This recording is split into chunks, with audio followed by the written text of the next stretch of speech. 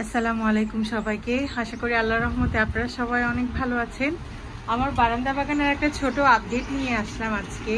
অনেক দিন আপডেট দেওয়া হয় না, আসলে তেমন কিছু নেই যে আপডেট দিব, তারপরেও অনেক কিছু আছে, নেই বলেও অনেক কিছু আছে। আলহামদুলিল্লাহ, দেখেন কি সুন্দর একটা দিন।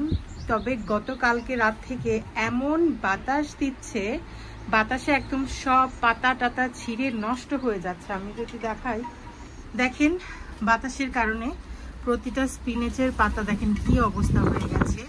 আর বিশেষ করে আমি বারান্দা কোনোভাবে ক্লিন করে রাখতে পারছি না, এরকম পাতা টাতা এসে একদম নাজেহাল অবস্থা। আলহামদুলিল্লাহ, আমার চারাগুলো অনেকগুলো এখনো ভালো আছে। আর বেশ কিছু দেখেনি যে আমার টমেটোর কাটিং থেকে এই দুইটা চারা করা একদম শেষের দিকে, আমার ঠিক ডেটটা খেয়াল নেই, কিন্তু তারপরে দেখেন এই চারাটা এত বেশি আলো পায় না, এটাতে অনেক আলো আসে মাশাল্লাহ। যতখানি বারান্দায় আসে এটাতে ততখানি পায় মাশাল্লাহ। তারপরেও দেখেন মাশাল্লাহ, এটাতে এখানে নিচে দুইটা আর উপরে একটা ঝোপা হয়েছে টমেটোর। আমি উপর থেকে ডালটা একদম মাথাটা কেটে দিয়েছি যেন এগুলো তাড়াতাড়ি ডেভেলপ হয়ে পেকে যেতে পারে। তো মাশাল্লাহ এখানে অল্প কয়েকটা টমেটো আছে। বারান্দা বাগানে যেখানে সামারে আমি ম্যাক্সিমাম 4 থেকে 5 ঘন্টা আলো পাই, সেই জায়গায় এতটুকু পাওয়া আমার জন্য অনেক বড় প্রাপ্তির ব্যাপার। এই পাশে চারাটাতে দেখেন মাশাল্লাহ অনেকগুলো ঝোপা আছে টমেটোর। এখানে একটা থোকা আছে, এখানে একটা থোকা আছে, এই জায়গাটা একটা থোকা আছে, এবং এই উপরে একটা হতে যাচ্ছিল। বাট দেখেন যেটা বলছিলাম, এইটা কিন্তু এই যে বাতাসের কারণে পাতাগুলো এমন হয়ে গেছে। দেখেন কি বাতাস। আমার এই পাশে এখানে দুইটা লাউয়ের চারা আছে, কিন্তু লাউ একটুও হয়নি, বাট পাতাগুলো এত সুন্দর ছিল, একদম তরতাজা ছিল।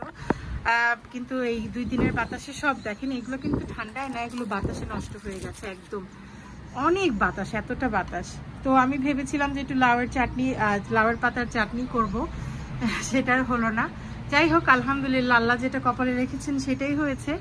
দেখেন আমার সেলফ সিডেড হয়ে যে পাম্পকিনের যে বাটারনাট স্কোয়াশের চারাগুলো হয়ে গিয়েছিল, সেটা একটা এদিক দিয়ে চলে আসছে ভাইন হয়ে।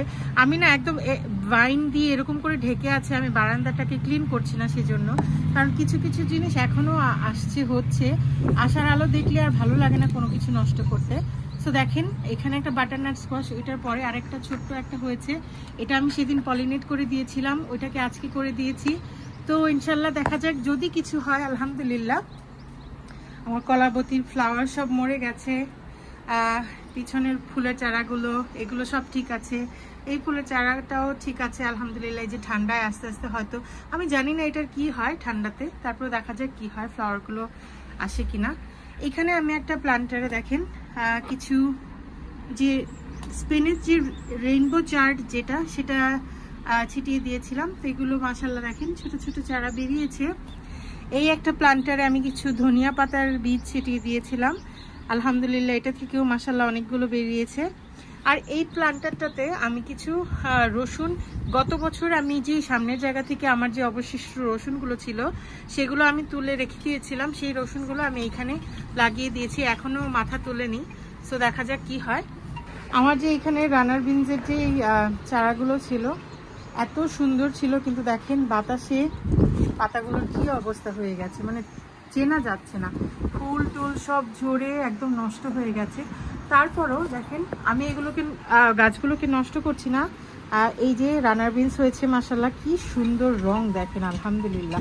কিন্তু আমি এগুলোকে বীজের জন্য রেখে দিয়েছি বিধায় আমি চারাগুলোকে এখনো নষ্ট করছি না। যে এখানে একটা আছে, আমি জানি না আপনারা কতদূর বুঝতে পারছেন বাতাসটা কত খারাপভাবে বাতাস আসছে।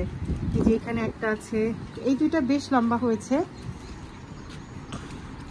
আর এই যে এই পাশটাতে দেখেন আরো দুইটা আছে আলহামদুলিল্লাহ। তো এই 4টা বীজের জন্য হয়েছে।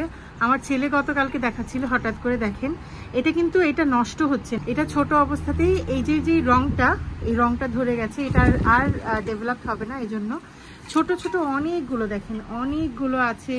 এই যে এইখানে আছে অনেক ফ্লাওয়ার্স আছে দেখেন, এই যে এগুলো হয়তো আর এগুলো ডেভেলপ হবে না, মরে গেছে। একটু আগে যে দেখাচ্ছিলাম, এই যে এখানে আরেকটা হয়েছে। মানে ভালো একটু বাতাস কম থাকলে আর একটু রোদ পেলেও ঠান্ডার মধ্যেও রানার বিনস খুব সুন্দর করে হয়। আর নিজের হাতের করা রানার বিনসের এত স্বাদ, আমি কখনো রানার বিনস খেয়ে এত তৃপ্তি পাইনি কখনো আগে। মাশাআল্লাহ দেখেন কি সুন্দর রোদ, কিন্তু তারপর একদম এত বাতাস, সব কিছু নষ্ট হয়ে যাচ্ছে। ওইখানে আমার যে দুটো ইয়েলো বিনসের চারা ছিল, ওই ইয়েলো বিনসগুলো আমি হারভেস্ট করে ফেলেছি, সেগুলো বীজের জন্য ভেতরে রেখে দিয়েছি। আর দেখেন বাটারনাট স্কোয়াশের চারা এদিক দিয়ে একটা আসছে, এই যে আরেকটা বাটারনাট স্কোয়াশ এখানে হয়ে গেছে। এগুলো কতটুকু হবে আমি জানি না। আমার এইখানে যে একটা শশার চারা আছে, দেখেন এটা লতা বেয়ে একদম ওই দিক দিয়ে যে পরের দিকে একদম শেষের দিকে দেখেন কতগুলো শশা হয়েছে, মাশাআল্লাহ। দেখেন একদম, আমি জানি না হয়তো এগুলো খেতে তিতা লাগবে, বাট এমন সুন্দর ফসল হলে আর নষ্ট করতে মনে চায় না, গাছ চারা কোনোটাই। সো এটা এইভাবে এনে এখানে রেখে দিয়েছি। এই পাতাগুলো যে কি সুন্দর সতেজ ছিল, প্রত্যেকটা পাতা, প্রত্যেকটা লতা পাতা এই একদিনের বাতাসে একদম নষ্ট হয়ে গেছে। এই চার্টের দেখেন এই পাতাটাও নষ্ট হয়ে গেছে, রেইনবো চার্ট যেটা স্পিনেচ। এখানে আমার শিমের চারাগুলো আমি সবগুলোর মাথা কেটে দিয়েছি যেন নিচেরগুলো ডেভেলপ হতে পারে। সেদিন আমার অ্যালটমেন্ট থেকে কিছু শিম এনেছে, আলহামদুলিল্লাহ, সেটার সাথে এখান থেকেও বেশ কয়েকটা ছিঁড়েছি। আর দেখেন মাশাআল্লাহ অনেকগুলো ডেভেলপ হচ্ছে। বাতাসে হয়তো ঝরে পড়ে যাবে, জানি না, যে বাতাস শুরু হয়েছে। এই পাশেও হচ্ছে, অনেক ফ্লাওয়ার্স আছে এখনো। আর ওই দুইটাকে আমি বীজের জন্য রেখে দিয়েছি। এই ভ্যারাইটিটার বীজ হতে অনেক সময় লাগে, এই জন্য আমি মাথাটা এখান থেকে কেটে দিয়েছি, দেখেন, যেন নিচে জোর পায় আর এই দুইটা ডেভেলপ হতে পারে। বাট দেখে মনে হচ্ছে বীজ ভেতরে হয়ে গেছে, এগুলোকে ডেভেলপ করে এটা শুকানো পর্যন্ত ওয়েট করা।